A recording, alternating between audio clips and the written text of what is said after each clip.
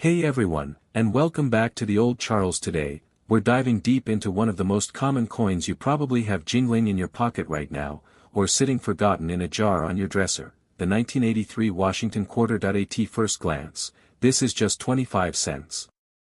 It's been used to buy gumballs, pay for parking, and maybe even been through a washing machine or two. It's worth, well, 25 cents. But what if I told you that a different 1983 quarter, one that looks almost identical to this, recently sold at auction for over $15,000? That's right. So, in this video, we're going to do a full 1983 quarter investigation. We'll break down the different varieties, the key errors, and give you a step-by-step guide on how to check your own coins. So, grab your coin jars and let's get started. First, a little context. The United States Mint was producing billions of quarters in the early 1980s. They were struck at 3 mints: Philadelphia, no mint mark; Denver, D mint mark; and San Francisco, S mint mark. But the San Francisco Mint in 1983 only made proof coins for collector's sets, not circulation strikes. So, the coins you find in change will almost always be from Philadelphia or Denver. Now, let's talk mintage. The Philadelphia Mint struck a staggering 673,535,000 quarters in 1983. The Denver Mint struck even more, 617,806,446. These are huge numbers. So, in their regular, circulated condition, a 1983 P or 1983 D quarter is just face value. It's extremely common. The holy grail for 1983 quarters is the 1983 P double die obverse. Now, what is a double die? It's not a doubled stamp that happened during striking. This is an error that occurred much earlier, in the creation of the master die itself.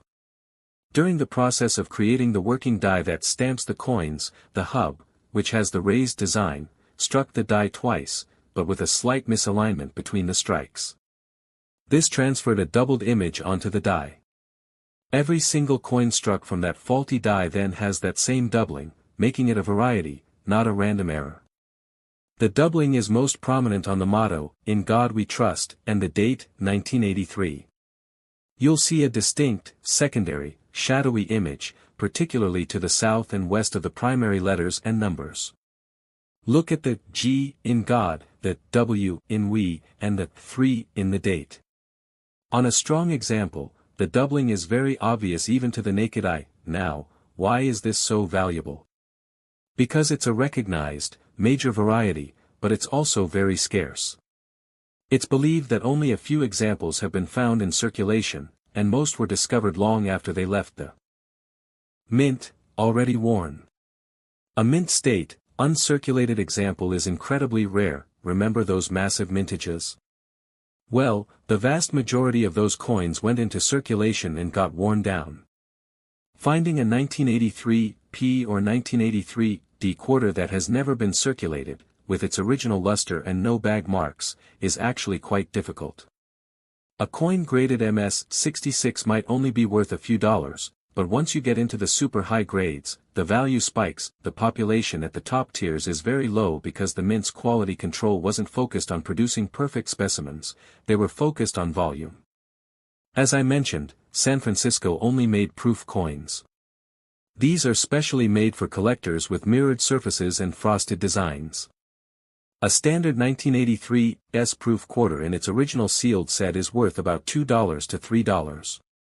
However, if you find one that has a cameo or deep cameo contrast, meaning a strong difference between the shiny fields and the frosty devices, the value can be higher. And, of course, there are proof versions of the double die, which are monstrously rare. Okay, theory is great, but let's get practical. Here's exactly what you should do. Go through your coins and pull out every 1983 quarter. Immediately separate the P, no mint mark, from the D coins. The major DDO is only on the Philadelphia issue. Hold your 1983 P quarter and look at "In God We Trust" and the date. Tilt it under a good light. Do you see any ghosting or shadowing around the letters and numbers? If you think you might, it's time for you absolutely need a jeweler's loupe, a USB microscope, or the macro lens on your phone. Don't rely on your eyes alone. Zoom in on the areas we discussed. A word of caution. You will see something called machine doubling or strike doubling on many coins. This is not valuable. It looks like a flat, shelf-like doubling or a smearing of the design. The valuable double die has rounded, distinct secondary images. If it looks flat and mechanical, it's not the DDO. Even if you don't have a double die, look at the overall condition of your coin. Is it blazingly shiny with no wear? If it's a 1983 P or D in absolutely pristine condition, it might be worth getting graded, especially if it has great eye appeal. If you have a 1983 S proof, examine it for the same doubling. Also, look at the contrast. Hold it under a light. Does George Washington's head look frosty against a mirror background? That's a deep cameo, and it's more desirable. So, to recap, your average, worn 1983 quarter is worth 25 cents. But the 1983 P double die obverse is a potential 4, or even 5-figure coin.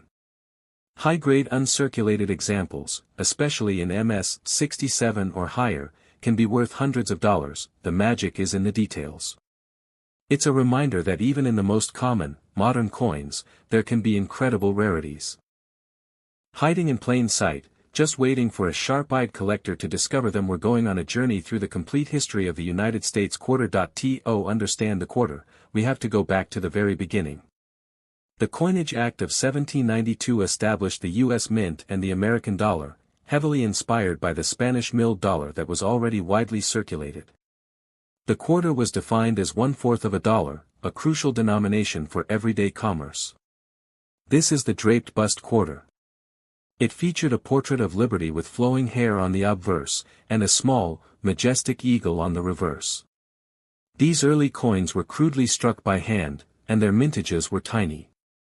A 1796 quarter in good condition is a numismatic treasure, worth tens of thousands, if not hundreds of thousands, of dollars today.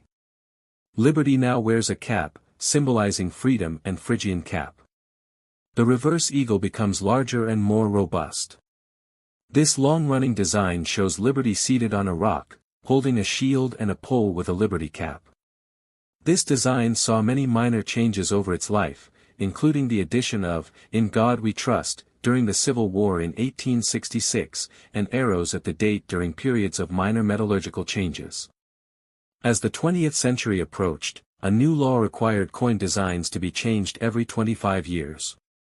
This led to the Barber Quarter, 1892 to 1916, named for its designer, Chief Engraver Charles E. Barber. It features a rather stern-looking Liberty head on the obverse and a heraldic eagle on the reverse.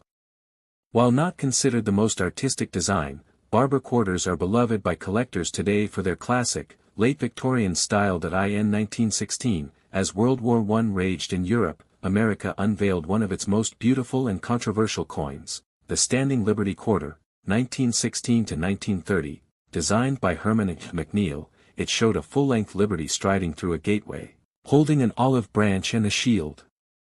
The initial design, Type 1, featured Liberty with an exposed breast.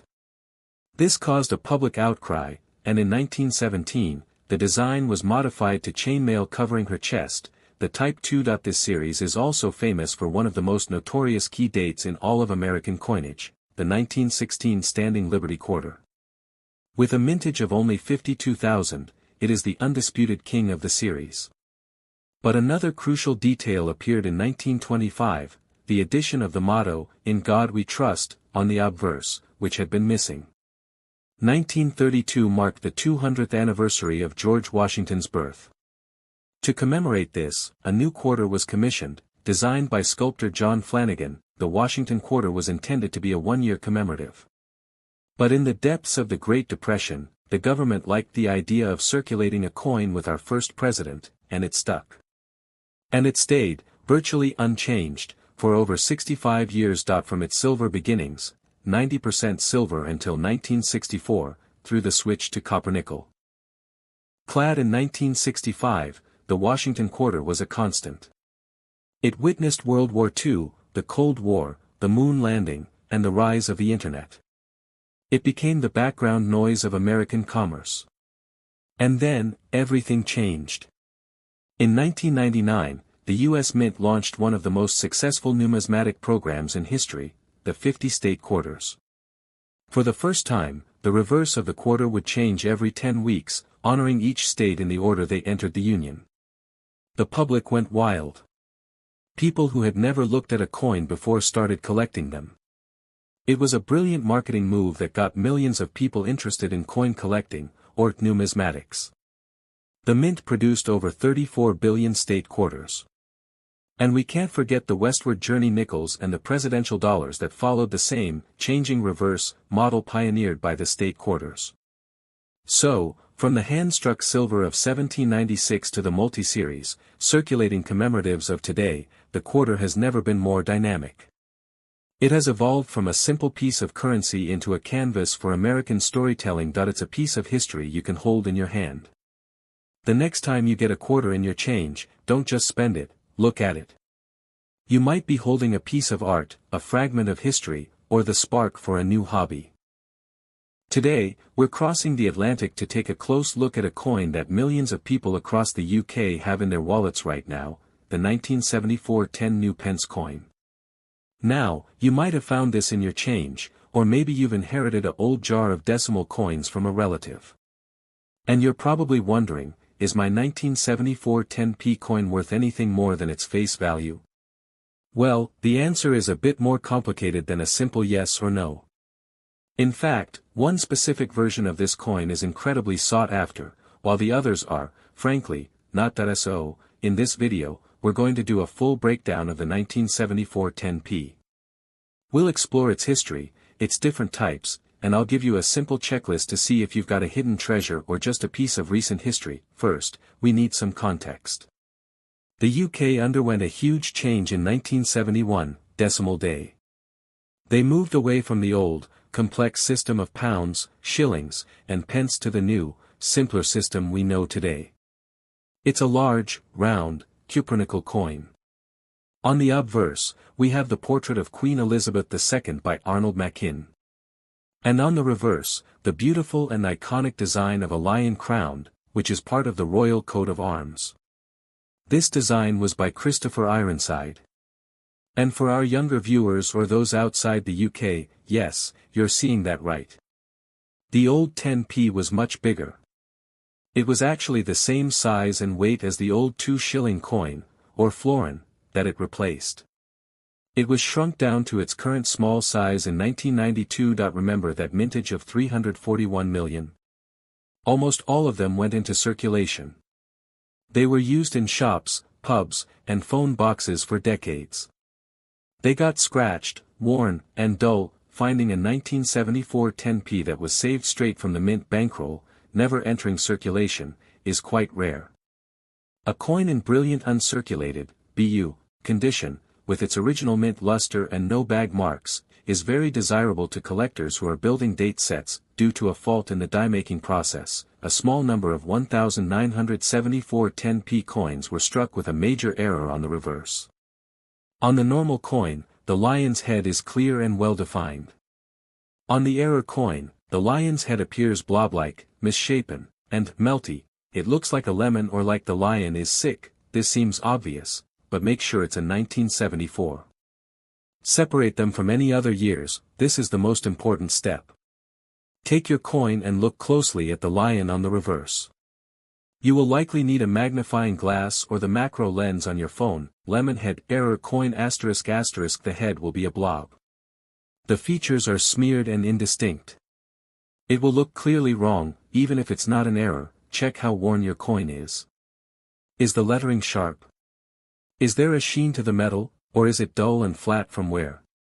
If it looks brand new, set it aside. While the lemon head is the king, also keep an eye out for any other oddities, like misstrikes, clipped planchets, or major die cracks. They are much rarer but can add value. So, to recap, your average, worn 1974 10p coin is worth its face value of 10 pence. It's a fantastic piece of decimal history, but not financially valuable. However, if you have one in pristine, uncirculated condition, it could be worth £25 or more to a collector, and if you are one of the incredibly lucky few to find the 1974 Lemonhead error, you could be looking at a coin worth £100 to £500 or more. We've talked about the old 10-pence coin. But what about the coin that effectively replaced it in our pockets?